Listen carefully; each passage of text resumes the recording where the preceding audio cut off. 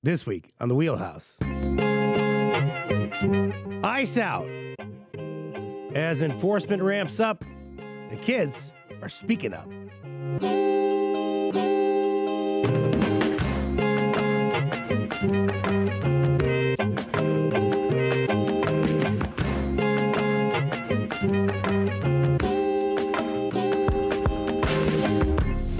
For Connecticut Public, I'm Frankie Graziano. This is the Wheelhouse, the show that connects politics to the people. We got your weekly dose of politics in Connecticut and beyond, right here. Around the corner from the studio, students at the Classical Magnet School in Hartford staged a protest. They walked out of the classroom and greeted passersby with signs. Those signs were directed at federal law enforcement agents. The action came as a wave of student walkouts were organized across America in response to recent killings of civilians by ICE agents in Minnesota.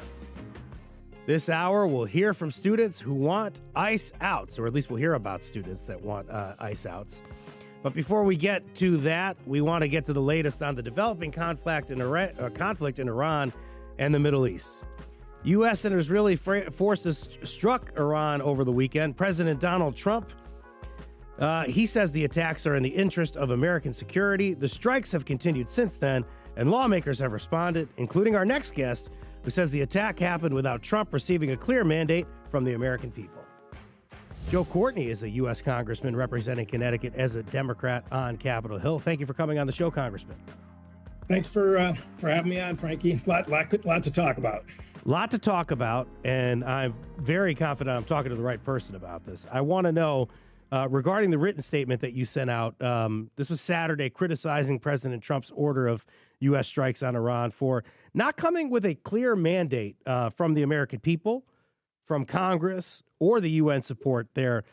How did you find out about the strikes, and what was your reaction? Kind of take me with wherever you were when you found out. Yeah, sure. So, it was about 6:30 Saturday morning, making my coffee, and just, my phone just blew up in terms of just the latest news flashes that were coming on. So, turned on the TV. I mean, look, we've been tracking the concentration of U.S. forces that has been going on for a good 6 to 8 weeks. Again, it's really the largest flotilla of Navy warships, in one place, really going back to 1998. Some of the records that we've checked, and obviously that's also complemented by the fact that we had, huge air wings that have been positioned at U.S. air bases all over the Middle East as well. So, at some point, you knew something had to give here. The president, in his State of the Union address, which I attended, spent 3 minutes on Iran out of a 2-hour address, and didn't say very much, to be honest with you. And so, definitely downloaded his video statement that he made at 1:00 in the morning down at West Palm Beach, which, again, really tried to sort of weave together some justifications, but I didn't hear anything that struck me as an imminent threat exception to the War Powers Act. He obviously doesn't have authority from Congress, as you said, and frankly, or UN, allies in terms of them being brought in. Imminent threat is the buzz phrase that you use there, and he's expressed concerns about Iran's nuclear program. What can you publicly say about Congress and what they know about the Iranian regime that the U.S. is trying to change now? So again, a lot of this has been actually in the public domain for a long time. Obviously, Operation Midnight Hammer back in June, when their nuclear sites in Iran, the three major areas where they had the technology that was enriching uranium. It still was not weapons grade back in June, but anyway, it got hit really hard. The B-2 bombers, particularly that came into Natanz, they had bunker busting bombs, which are, just staggering in terms of their explosive power that's there. So, there was certainly truth to the fact that Iran has been trying to reconstruct at this point some of their program that's there. We don't have inspectors on the ground to really sort of see neutrally what's actually happening there, but there's no indication that, within a space of about 8 months, that they've been able to reassemble their program even close to what it was back in 2025. In terms of missile technology, which is not nuclear tipped or nuclear armed, they definitely have been very busy building building missiles as well as drones. The Shahed drones have been all over Ukraine, and they've been actually in play over the last 72 hours in Iran as well and other parts of the Middle East. So, I mean, they have a sizable missile force. There's no question about that. But there was no indication that the U.S. homeland was even close to being at risk in terms of those missiles. And there was no actual missile firing that was going on by Iran, over the last 2 or 3 months. There were negotiations going on that the Omani government was brokering, and appeared to make some fairly real, tangible progress in terms of trying to shrink the size of Iran's, both its missile program and its nuclear program. So, it was not surprising on the one hand because of the concentration of forces that the U.S. had built up there, but it was also surprising just because, there was nothing that actually triggered, our forces to go in there with really heavy airstrikes. That's obviously the question of the day before Congress. You're a ranking member of the House Sea Power and Projection Forces Subcommittee. What's your assessment about our forces in the region and what's at stake? So again, we've always had naval presence there. The Fifth Fleet is located in Bahrain. I've actually visited a couple of times there. There's roughly, about 10,000 sailors there. We have surface ships, destroyers, littoral combat ships moving in and out of there all the time. We have Coast Guard vessels that are there. You would be maybe surprised to hear that, but in fact, the Straits of Hormuz, which is right adjacent to Bahrain, is actually, the type of body of water that the Coast Guard is very proficient in terms of patrolling and, tracking what's going on out there. So the Straits of Hormuz is a place where 20% of the world's oil and natural gas flows every single day. Today, as we're talking, it has been completely shut down because of the war, and that's one of the reasons why the oil prices, the international oil prices now have jumped up to over $80 a barrel. It was roughly about $60 when on Friday evening before the strikes began. So it's a place that, again, U.S. Navy has been very present over the years. And obviously with the fact that we now have 2 aircraft carriers, the USS Abraham Lincoln, the USS Gerald Ford, in the proximity of the region there, along with additional naval warships that are there in bigger than normal numbers, shows that this is very much a maritime naval event that's going on there. Iran has a navy.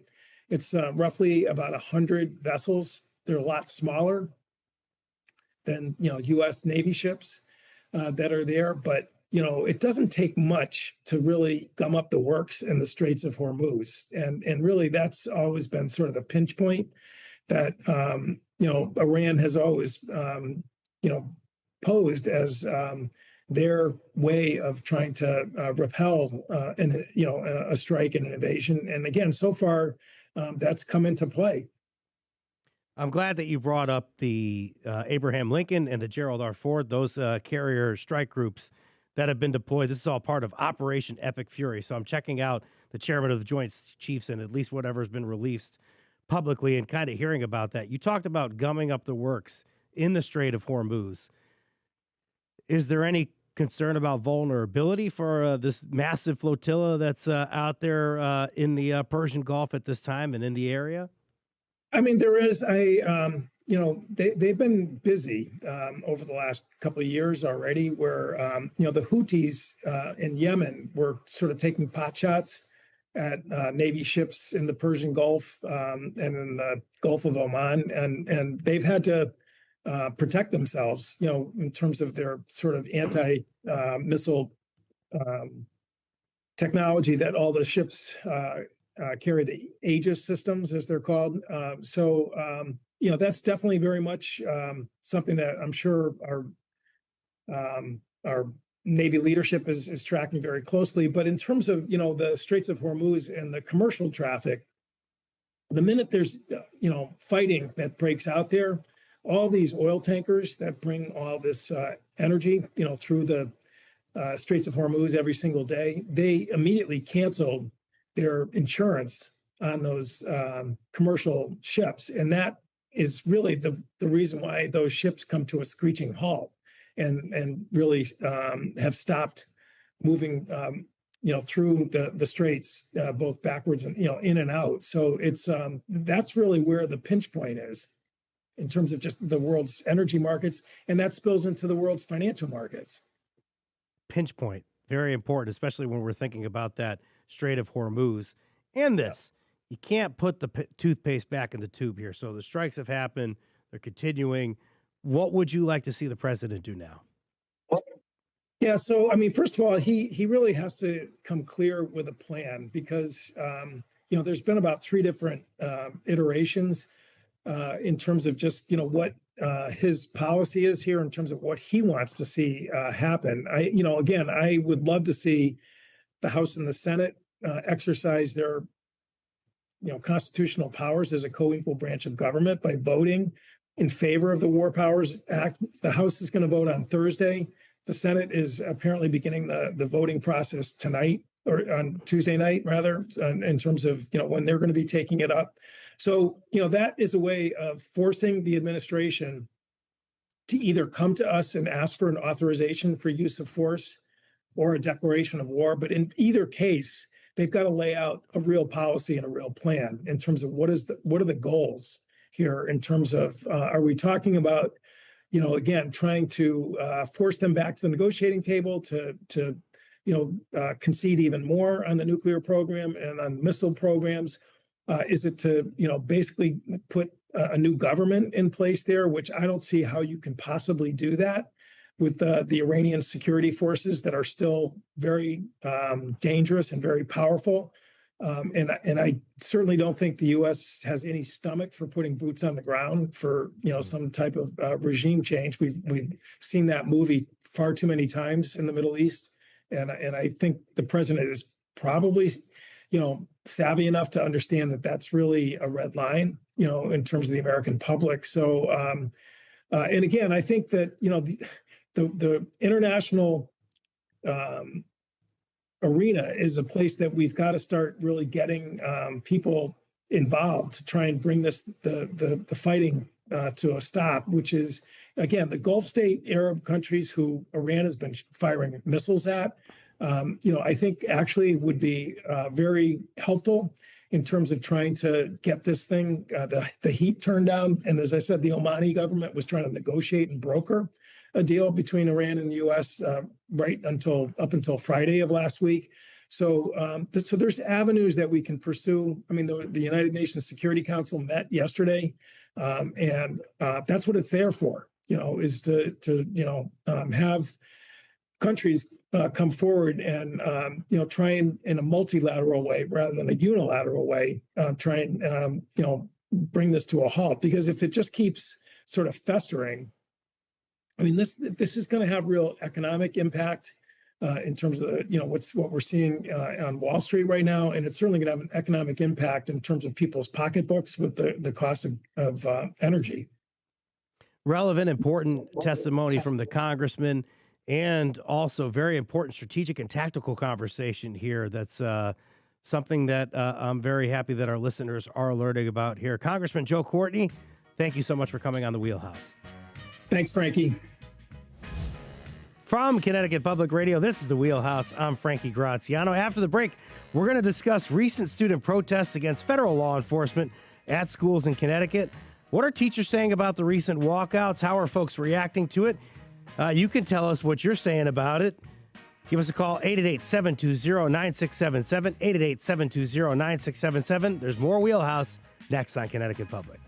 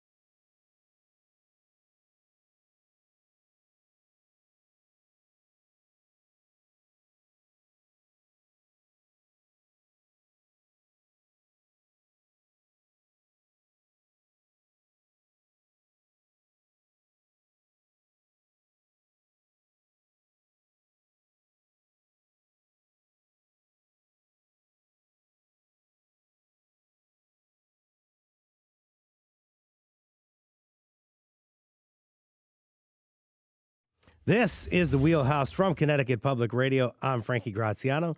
Students across America have joined adults in demonstrations protesting immigration and customs enforcement, or ICE, and Connecticut teens have taken part. Today, we are going to be joined by an administrator at the one of the CREC schools that we have here. This is Gina Chase, assistant principal of the CREC Academy of Aerospace and Engineering in Windsor. Students there have spoken out to administrators about the federal government's immigration policies. Thank you so much for being here, Gina. Thank you for having me. So glad to have you on, and also joining us to provide context on federal education policy. There she is, Anne Marie Timmons. She covers local schools and governments and a senior youth and education reporter at NHPR. Thank you for joining us via Zoom, Anne Marie. Oh, good to be here. Thanks for having me. Folks, what's your reaction to recent student ICE protests, students getting involved? Are you seeing demonstrations in your community? Join us on the air this morning by hitting us up on our YouTube stream or by calling 888-720-9677. A couple weeks ago, Gina, we saw students at the Classical Magnet School in Hartford stage their own protests. We also had Francis T. Maloney High School, where there was a protest after a graduate and his father were arrested and detained by ICE.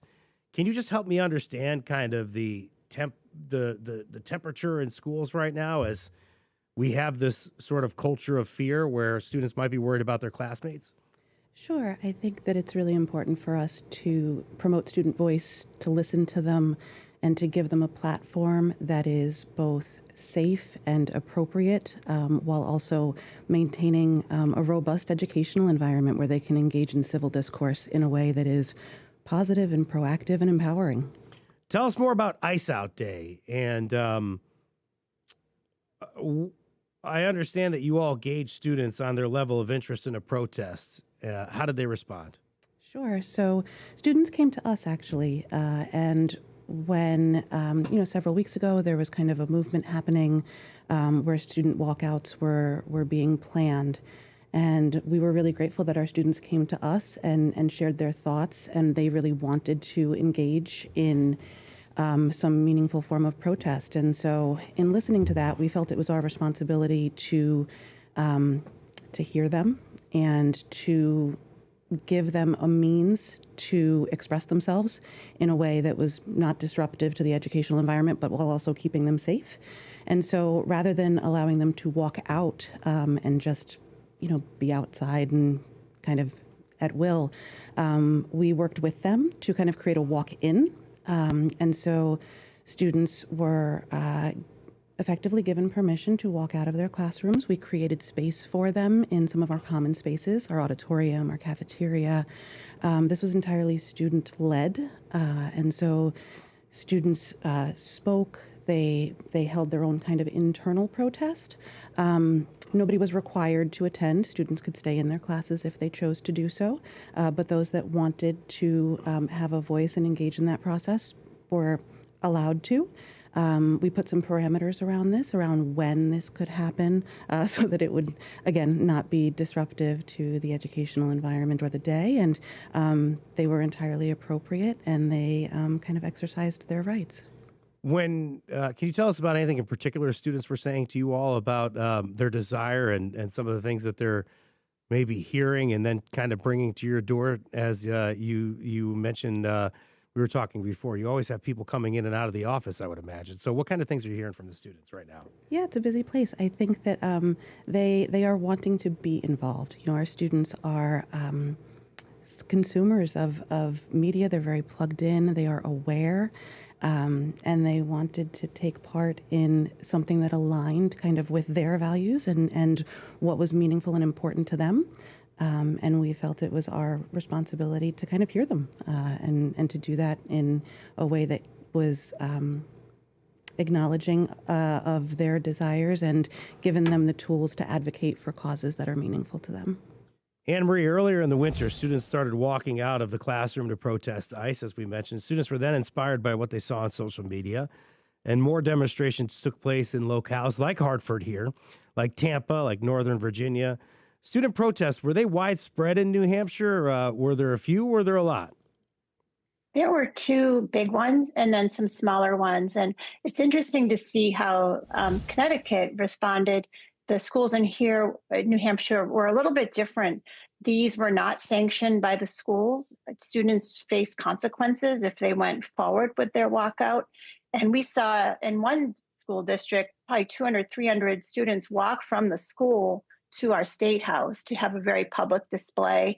And in Nashua, a more diverse student body, even more people came out. And so very similar things. They had been seeing the violence in Minneapolis play out on social media. They were upset about that. And in addition, especially in Nashua, which is just a much more diverse student body, students had very personal experiences with law enforcement, either from their family or themselves because of the color of their skin. And they felt, one student said, "You look a little Spanish, you have an accent, and you are a target." And many students expressed fear about this being very close to them. And one student in Concord, his family came here from Nepal, and he said his family now carries their passports because they fear they could be stopped anytime. In addition, they're not sure the passports will be enough. So students are very plugged in. One criticism I heard from the public was this idea that the school had put students up to this, or adults had.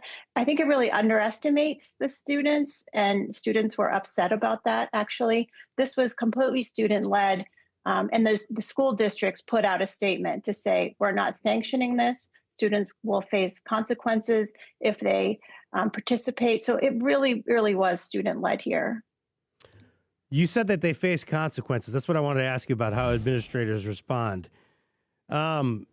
What do we know anything about what those consequences were? Were they generally supportive administrators, do we know, or was it kind of a hard line?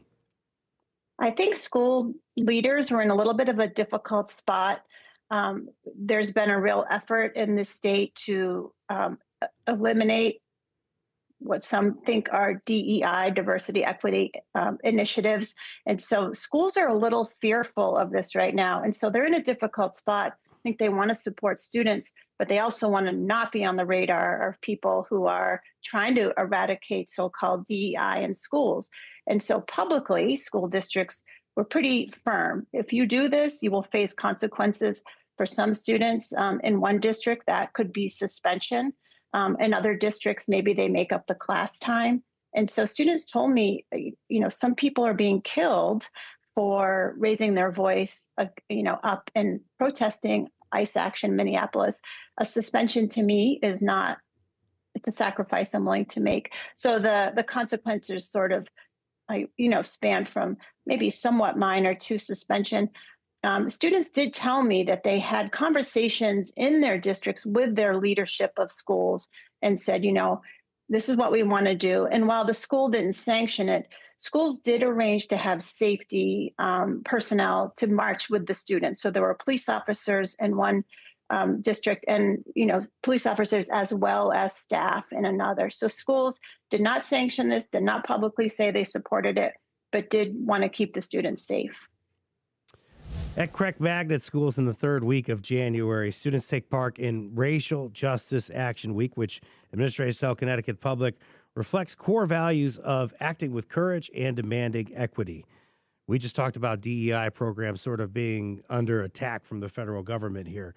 What does this programming mean to you, and what do we see from participating students each year? I know you have more than just high school students at the Aerospace and Engineering Academy. Help us understand how we might have seen it at your school. Sure. I think the goal of Racial Justice Action Week is to help foster a more racially just world. And we sort of investigate the ways in which race and racial dynamics have shaped American history and society, both past and. And so I think in the younger grades, that starts out by looking at and celebrating differences among individuals. When we have students who are older, the issues become a little bit more complex, of course. I think the root and the focus is, what is the issue? Why is it a problem? How do we perceive it? And then what can we do to fix it? And so we see that in a variety of different ways, I think in a number of different spaces, whether it's through art or uplifting student voice or looking at, again, history and historical context and how that's contributing to our current socio-political landscape. Are the reactions to what you all are doing with that programming, I guess whatever you're doing with your core values, are they generally positive or negative? I think generally they are very positively received. Certainly, we serve a really diverse group of learners and families, and I think that's one of the things that makes us beautiful. And I think generally we have positive reactions. Is there the rare occasion where, like, she was talking about it there, where Anne Marie was talking about how people in the public might say that the teachers are putting the students up to it. Does that happen? And if so, is that like from outside the community, or does it ever happen inside the community? I think those instances are rare. I think they are the exception rather than the norm. I certainly can't say that they don't happen. It's almost impossible to please everybody all of the time, as we know. But generally, I think the reaction is overwhelmingly positive. Can you react to what we're hearing from Gina here, Anne Marie, in the fact that we have this culture at CREC, which is really dedicated to racial justice initiatives here?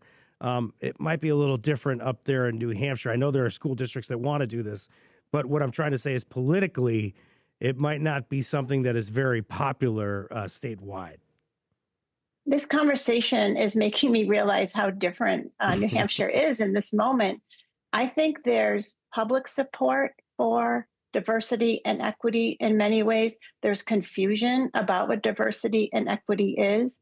Equity can be the school lunch program that ensures students who don't have enough money for lunch get lunch. It can be special ed.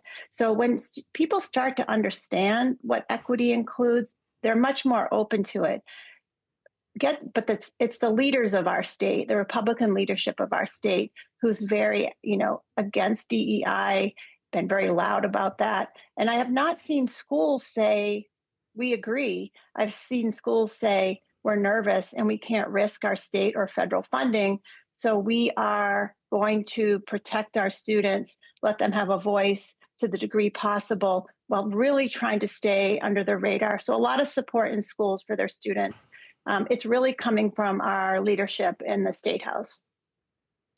As we mentioned, Democrats have the majority in both, we're talking about Republicans having the majority in New Hampshire, but in Connecticut, Democrats have the majority in both chambers of the Connecticut General Assembly. Ned Lamont's a Democrat. As you just mentioned, it's not that way in New Hampshire. Connecticut and Maine, among other New England states, are outspoken about the inclusion of transgender students in sports by the gender to which they identify. That's not necessarily the case in New Hampshire. Right. We've had, laws trying to outlaw students being treated in any way that they're categorized as a group, but it's been vague. So it's very hard to understand what that means. The most specific action we have seen is, trying to outlaw federally and with state actions, transgender students playing on a sports team that they identify with. And we've had state laws try to stop that. Our federal courts have put a pause on that while it's litigated in court, but there's been quite a bit of action around that. And we've had students tell their story and say, this is who I am. I've been playing on the team I identify with since elementary school, but they're just not sort of winning that argument at the State House. What's happened in New Hampshire, I think we kind of alluded to this earlier, regarding the federal administration's stance on diversity, equity, and inclusion programs. It's reverberating throughout the country, isn't it? Mm-hmm. I think what's interesting here for me is at the state level, there's quite a bit of, I would say, just really loud opposition to DEI. We've seen the state try to ban it. And of course, the Trump administration had an order back in January that said, if you don't stop your equity and initiative actions in your school, you'll lose your federal funding. And 3 or so weeks later, our local chapter of the ACLU sued on behalf of several school districts, as well as civil rights groups and a teachers union. And that case went through the courts, and the outcome was not decided by a jury, or the judge, the Trump administration just said, okay, we'll back off. We're not going to actually go through with that. And in some ways, it was a surprise, but in some ways, it was not, because during the proceedings in that case, we saw the federal prosecutors who are here from Washington try to defend the executive order have to leave the hearing multiple times to say, we don't know the answer to that question, Judge. We'll need to call Washington. And so there was just a challenge, I think, in defending that executive order. And so when they decided to back off here on enforcing it, that affected the whole country. And so those efforts can no longer be pursued in school districts anywhere. I will say that doesn't mean school districts aren't still afraid of what could happen. There is a chilling effect that continues regardless of what happens in courts. And that's what my next question was going to be to you. Does that mean that children still get to learn about racism in school? They do. And school districts will say, we never stop teaching about racism. But they're still nervous about how to talk about this, because while that federal executive order has been, set aside, there are 2 state laws in New Hampshire that are being litigated in court now that very much limit what schools could say in terms of race. But the laws are so vague, and the courts have, paused these laws because they're so vague and said, we don't even know what we're not allowed to do. And so that puts it in this position of being afraid to do anything. And so they're very much struggling with what they think is right, but also trying to stay on this side of the state laws. In what other ways are school children impacted in your state by what's happening with the administration? I think it's primarily been this ICE activity, because that has played out on social media, which is where they're tuning in. I'm not sure they're reading the New York Times or even NHPR and seeing kind of the wider debate over diversity and equity. But what they saw in terms of attacking, in their minds, people of color in Minneapolis has really registered with them. And they're angry about it. They're scared about it. They don't understand it. And they feel like, even though they're way up here in New Hampshire, they'll say, we have to speak out. We can't be silent on this. So that's where I've seen the most activity regarding any kind of diversity and equity kind of action.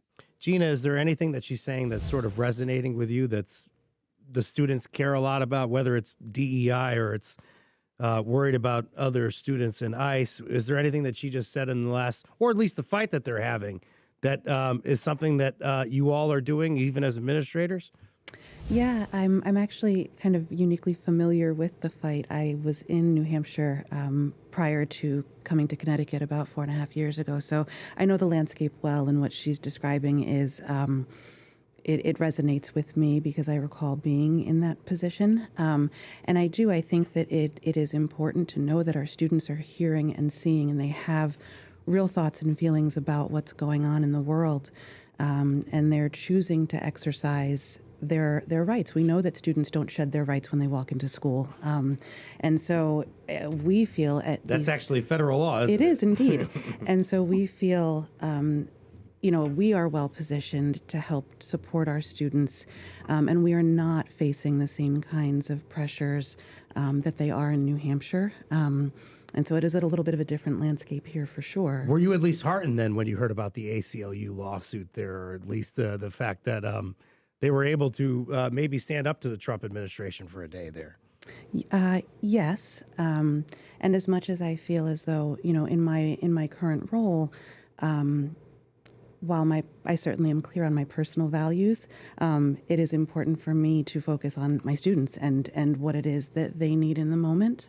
Any particular programming happening at CREC soon, similar to Racial Justice Action Week, or at least something that we should be paying attention to that sort of showcases what the students have learned here and their core values? Sure. We certainly have lots of opportunities for students to advocate for causes they believe in and exercise their voice. But one upcoming event that we have on March 19th at Parkville Market in Hartford, we have our CREC Student Art Showcase, where students across the district in grades in pre-K and kindergarten all the way up through grade 12 have their art on display for the public. And it's a really, really beautiful event. So I would encourage anybody to come down and check that out.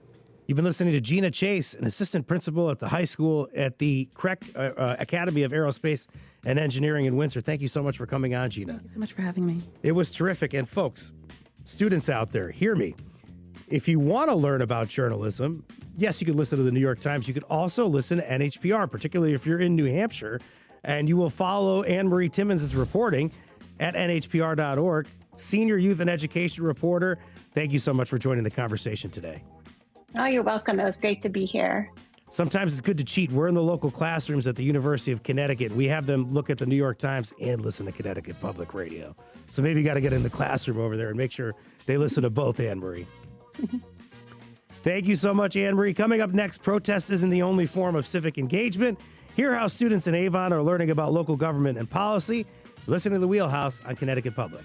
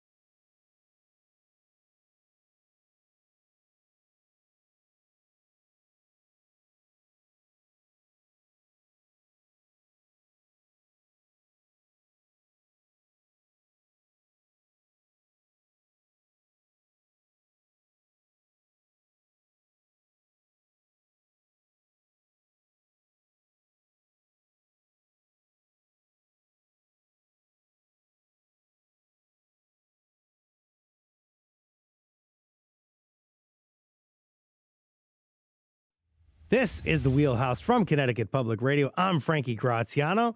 We've heard from a Connecticut administrator and a reporter about recent school walkouts protesting immigration and customs enforcement, or ICE. But protests aren't the only ways kids are getting involved. Chris Doyle teaches students at Avon Old Farms other aspects of civic engagement in his government and crisis class. Chris, thank you for hopping on the phone with us this morning. Thanks for having me on the show, Frankie. Always love talking to you, and I'm going to love talking to you about this. Folks can join us over the phone if they'd like to. 888-720-9677. If you have any questions about civic engagement or anything we talked about earlier, give us a call, 888-720-9677, and we'll try to help you out. This is sort of like going along with the question I had planned, but I changed it up a little bit because of what I just heard from Gina Chase there. She said something that actually we talked about in a pre-interview together. She said that when you walk into a school, you don't shed your rights if you're a student. Can you tell me a little bit about what that means to you? Well, that's correct. And that actually comes from a Supreme Court case called Tinker v. Des Moines. It dates back to the 1960s when students protested the Vietnam War by wearing black armbands to class.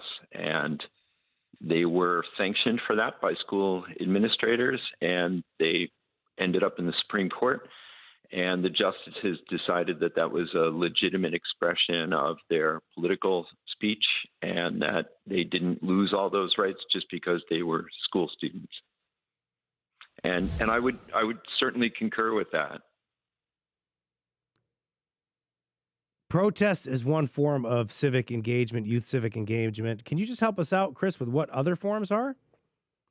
Well, in my class, my government class, I wanted the students to see how government actually works, especially state and local governments.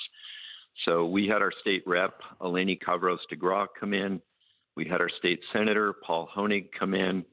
They talked about what they do in Hartford and how much power and responsibility they have in state government. We visited Connecticut Superior Court in Torrington. We went to Garner Correctional Institute in Newtown. We served a meal at a homeless shelter in Hartford, an Immacare shelter. And we also visited our local police department, and the students are riding along with the Avon PD in small shifts. Yeah, now it almost seems like you're bragging. That's tremendous, all the work that you all are doing there. You all are civics titans over there at Avon Old Farms. And it's not like it's only at Avon Old Farms. You've worked at other places before, so your students have been able to do this for a long time. Why is it important for the students to see government in action? And just use some of those examples that you have there and some of the experiences that they've had. Well, first of all, I think government democracy generally right now gets a very bad rap. The idea that many people have is that government is completely dysfunctional. It's all driven by corrupt corporate interest. And I don't want to deny that some of that is a real problem, but often government works, and it works dealing with really, really difficult problems. My students, when we went to court in Torrington, they got to talk with prosecutors, they got to talk with public defenders, they got to meet with the judge, and they were all convinced that the system was actually dispensing justice in a very fair and often compassionate way. And when we went to Gardner Correctional, they met 5 inmates who were doing really long prison sentences for murder and accessory to murder. And they're in a special rehab program. But these guys, one of them had been in jail for 29 years already. And, these are people whose lives have gone really, really badly. They've done terrible things, but they're trying to rehabilitate themselves. And the corrections officers are doing a really difficult job, but they're in there pitching too. They're giving it their best every day. And, the students were really sobered by that. You're seeing life at its worst, and you're seeing a government institution trying to mediate that and improve things. And sometimes it works. And I think that's what my students came away with, was that maybe things aren't as completely dysfunctional as the media would have them believe. What are some takeaways that they're sharing with you besides that? You talked about some people that have visited your class, like the lawmakers, including Paul Honig and Eleni Kavros-Degraw. Any other kind of speakers you could think of that have come in there and sort of had an impact on the students? Yeah, we have a faculty member who's in my department who's an Afghan war vet, and he spoke about why he joined the military, what it was like to serve in Afghanistan, how he feels about that experience now. Our associate head of school is a former law enforcement officer, and he came in and talked about both the satisfaction of his career in law enforcement and also the toughest day he ever had on the job. That was very moving. I got choked up. He talked about trying to console a mother whose child had just been killed in a hit-and-run accident. My wife came in. She was an ER doctor during COVID at St. Francis Hospital, and she talked about what she felt as kind of a medical and a civic obligation to go into work when people didn't really know very much about COVID, except that it was making a lot of people sick. Again, I think when you get down to the individual human level, you hear all these stories, and collectively they add up, that all of these people felt called in a certain way to see beyond themselves and to give of themselves for the greater good. And I was impressed with that, and they were too.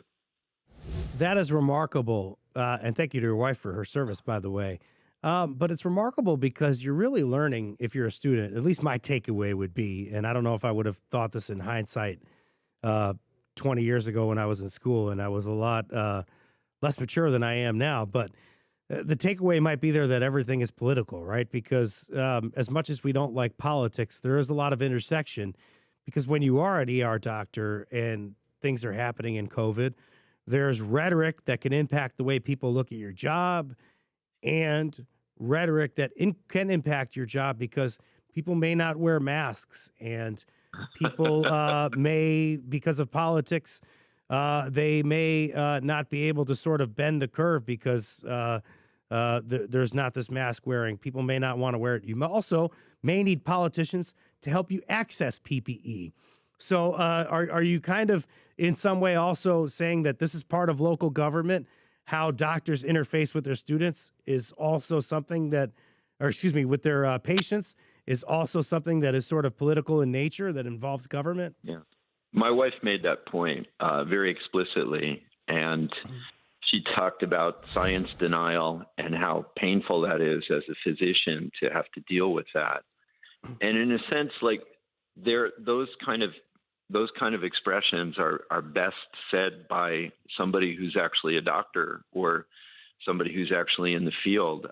It makes my job a lot easier. I don't have to say anything when I've got an ER doctor in the room saying it, to my students. We started our class kind of dealing with this right away. I had the students read some pretty ancient sources, both in favor of democracy, that was Pericles, and also against it, that was a Platonic dialogue, where Socrates says, look, ordinary people are just not capable of governing themselves. They'll listen to people who want to tell them what they want to hear, and that you'll end up in a corrupt authoritarian state. So, this kind of argument about the pros and cons of democracy have been going on for a long, long time. And, Pericles said, look, people in Athens, they buy into the law because they make the law. And that's the argument in favor of it, So I hope my students come away with this idea that citizenship has to be active all the time. And if citizens are asleep at the switch or they're being fed misinformation, then it's not going to work very well. Do you have any success stories about students? Anybody that has sort of gotten involved with local government or some kind of intersecting career that involves something that they've learned in your classroom, or even come back and spoken to the class? Any kind of success stories in that regard? Well, those are kind of the things that teachers live for, especially Yes. teachers of history and government. I had two students in the last few years who reached out to me.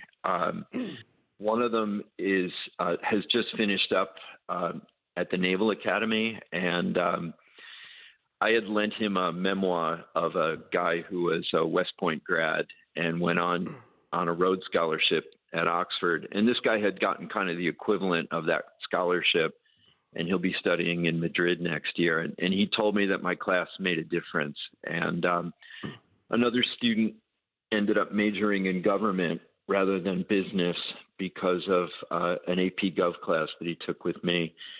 And he reached out and told me that he's at Harvard Law School now.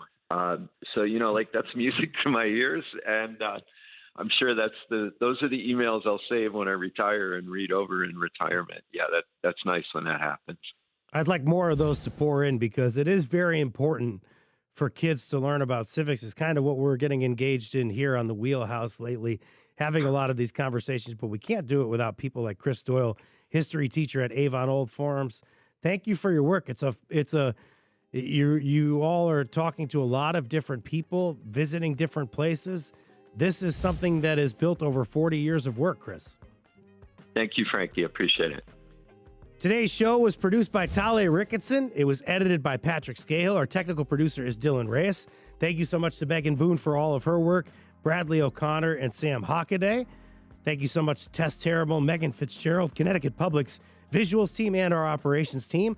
Download the Wheelhouse anytime on your favorite podcast app. I'm Frankie Graziano. This is the Wheelhouse.